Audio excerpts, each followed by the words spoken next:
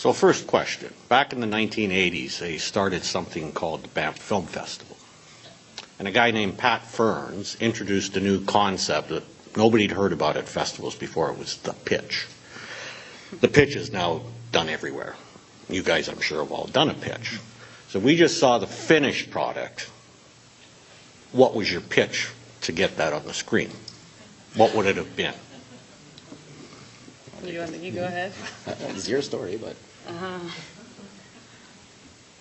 Well, basically, when I pitched Straight Life, I just pitched the idea of coming out now as a gay person in a time where it's really starting to be really accepted. What would that be like for someone who came from a time where it wasn't accepted? So when I pitched the idea, you know, people really could relate to that. So we had a lot of people interested, because that's kind of a story that's not told, but I think it happens a lot. So that was our pitch. For Flower Girl, when I pitched it, I guess it was based on a similar experience from my past, being a flower girl reluctant to participate in my mother's own wedding. So the story stemmed from that, and it sort of turned and transitioned into what you saw today. And that's basically my pitch. Well, Kitty started when I was in high school as a one-act play featuring 5 women, and somehow it turned into this. So the pitch would just be a story about people attaching different values to friendships and what happens when that clashes, and interpreting that through someone not invited to the wedding for the person they perceived as their closest friend.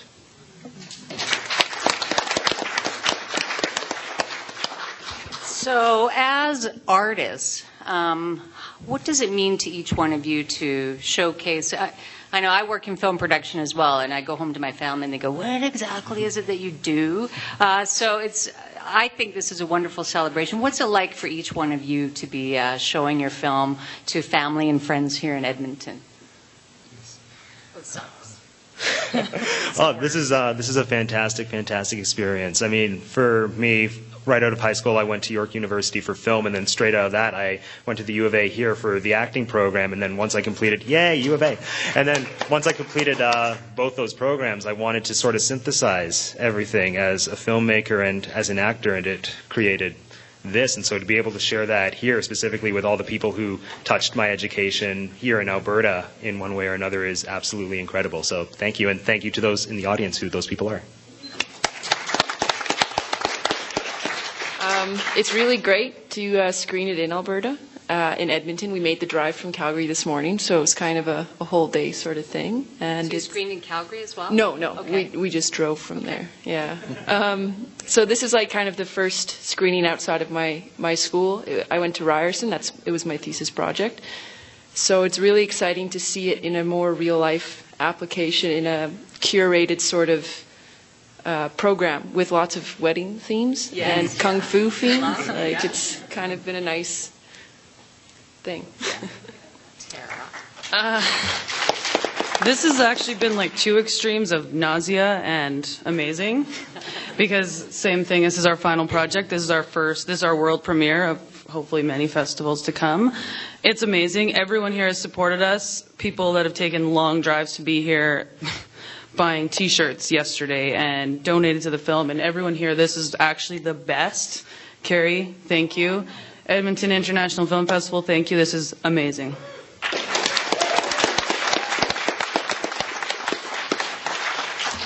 So I'm actually not from Alberta, which is probably not a good thing to say right here, but pretty much everybody else that was involved in this film was, and it's my first time in Edmonton, and it's been fantastic. The people here have been tremendously welcoming, and the film festival has been just an unbelievable experience. Going to 3 or 4 or 5 or 11 films a day has been fantastic, and then the chance to see your film up on a big screen was pretty tremendous. And it was in focus.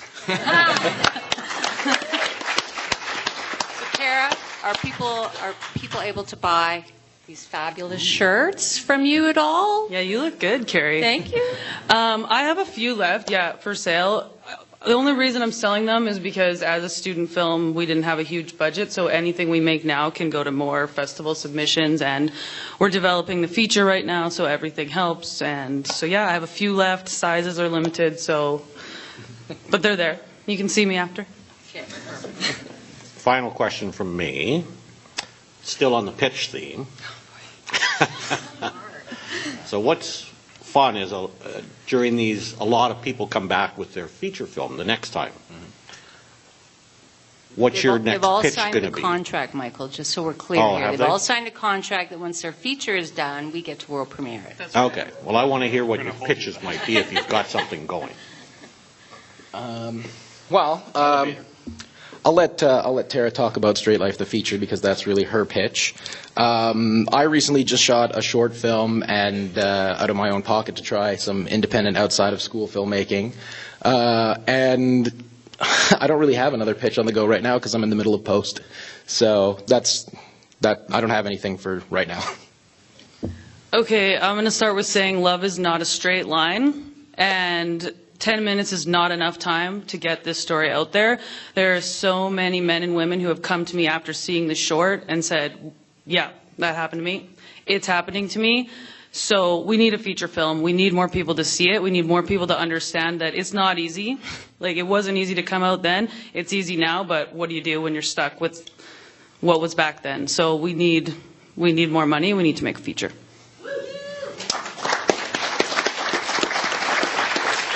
So Flower Girl was shot in Toronto, and that was a great experience. And I've been working on another short film script that I'm hoping to shoot perhaps next fall in Alberta. So it's kind of in the works.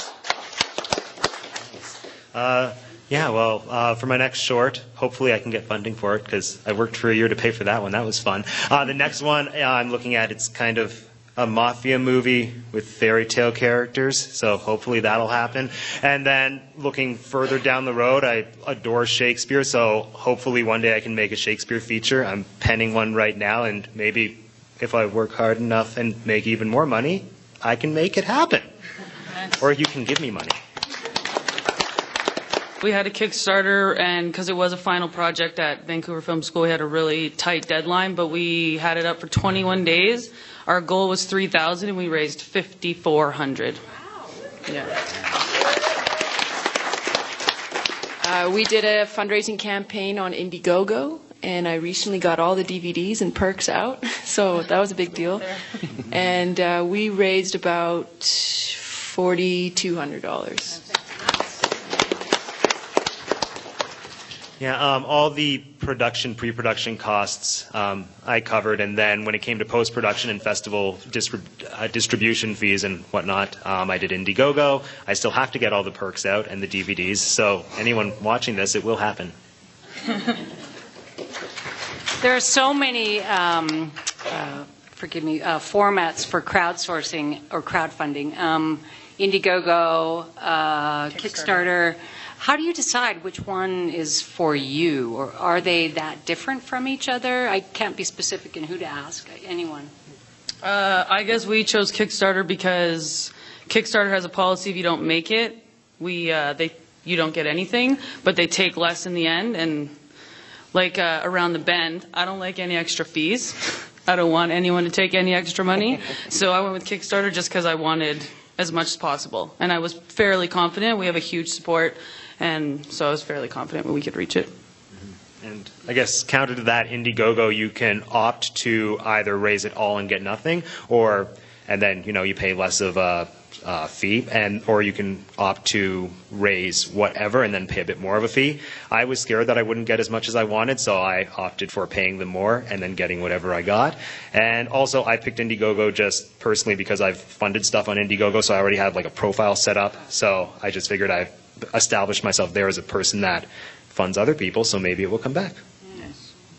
Any reason you chose Indiegogo, Dominic? Yeah, basically the same. I mean, to me, it's all sort of Kickstarter, Indiegogo seem to be the same sort of thing, but I had a profile and all my friends were doing it, so I did that. Anyone else? We have a hand up over there. We'll come to you in a minute. With this challenge of getting money to make your films, how do you stay inspired?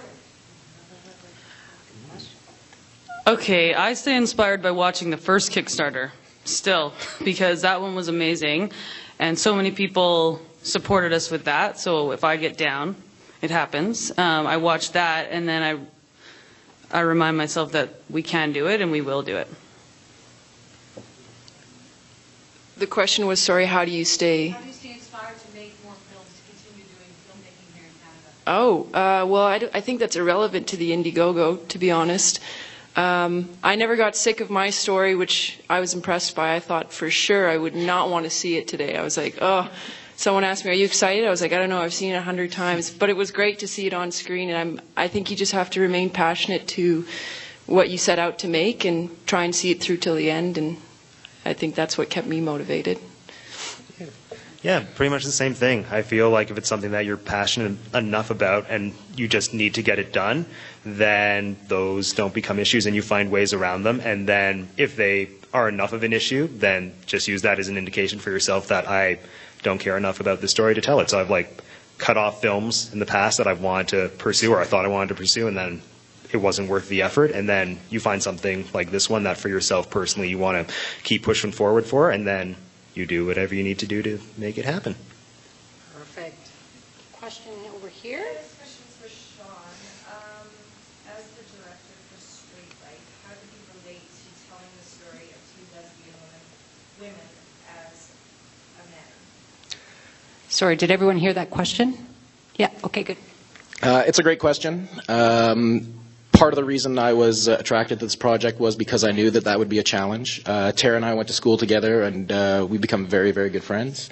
So as she was writing it, we'd talk a lot about it. We'd talk about what she wanted to come out of the show. We'd talk about what the characters meant to each other and things like that. When it came time to do my own work, I basically approached it as a love story, and to me, love is just a human thing. It's not a gender thing. It's not anything. It's, you know, here's a woman who's in love with someone, but she has a family that she also loves, and she's torn between those two decisions. So that's how I approached it myself. And then in my time on set, I tried to really trust the actresses and respect their contribution because they knew their characters, they knew the story really well, and they brought a lot to it, and I think that that shows on the screen. Anyone else have questions? Okay, I'm going to wrap it up with just two really quick questions. Number one, who will be the star of Straight Life, the feature? Tammy Benz. Yeah. And my last question is for Matt. What was the casting process like for Kitty Golightly, for the kitty? Oh, for the cat specifically? The cat was discovered at the Stratford Festival of Ontario in a toy store across from the Avon Theatre. And yes, it was a very intense process. I identified the puppet-making company. I went through all of their cats. It was down to the wire between this cat and another cat that was about this big, and it was a chubbier cat, so it was rounder in the belly, and it had stubby little arms, and it was all gray. So in the picture, I thought that would be adorable in a tiara, but then I saw some YouTube reviews of this cat puppet, and in reality, this cat puppet just looked like an unfortunate raccoon. So I opted for this. This is the ragdoll model, and she was fantastic. She is going to be the star of my next short, hopefully. It's based on Blythe Spirit by Noel Coward, but it has cats.